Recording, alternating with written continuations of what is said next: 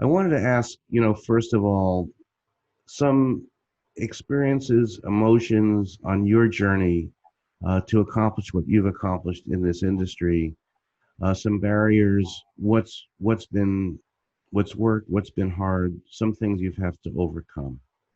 Yeah, that it's a lot to unpack, right? And I have found, I learned early in my life from my parents and my career, starting from high school, summer internships, actually, that there will be challenges, right? The challenges that I face, and like many others, are the daily interactions, right? So our challenges show up in the form of lack of constructive feedback, resources, mentorship, pay disparity, our voices and ideas suppressed in the workplace, and C-level progression tracks, right? And in addition to all of the biases and stereotypes that most Black women and people of color have to process every day before we get up and go to work, right? And before we can move business forward.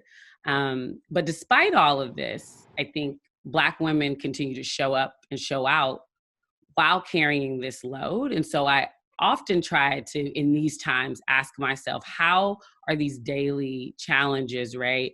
How could they be easier for me and others if we weren't made to jump unnecessary hoops? If we didn't have to think about all of those things before we step foot into an office, or in this day, turn on the laptop. When we talk about resilience, and how do you keep going in with these lack of resources and all the challenges that we called out, it's simple. Black women and people of color have no choice. Um, but it's just that simple. But the important piece is putting the spotlight on how I've navigated this industry, like so many others, because of the safe spaces we've created for ourselves, like Idea Initiatives and others that provide that fellowship, accountability, and that true support. So let's talk about diversity and inclusion, what's been going on and your views on it. I truly do believe there's a lot of good intention out there, tons of programming, donations, and conversations. But as an industry, we've been reactive with this approach. While starting and continuing these conversations are important, it's gonna take a little bit more, right? So, real work happens for me when our statements are met with actions.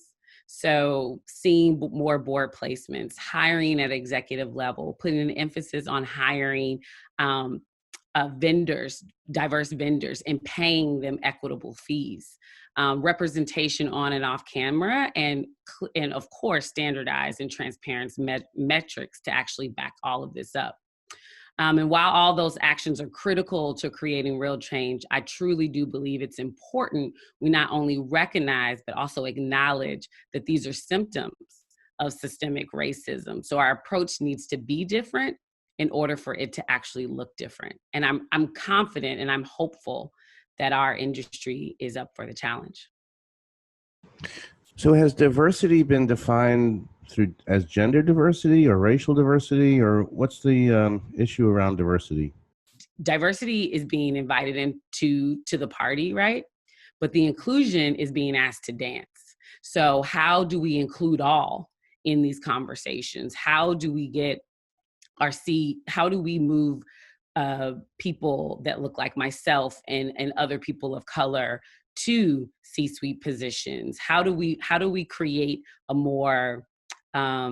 better path for them to get there? How do we mentor them? How do we guide them in corporate America and in navigating these worlds?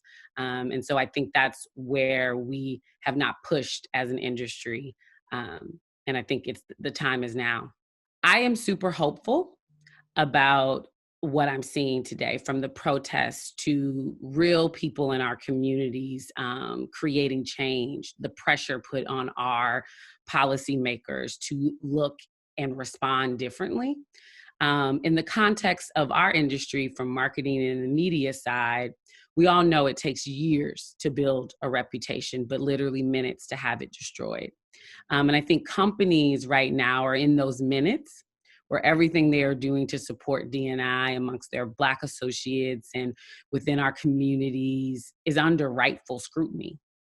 So I'm hopeful that in this moment, more companies and organizations pivot their past approaches and tactics to create long-term change for the better and for all. So that's really being inclusive. And personally, I hope this is the start of real systemic change within our communities. First and foremost, starting with police and education reform. I think we owe that to the next generation.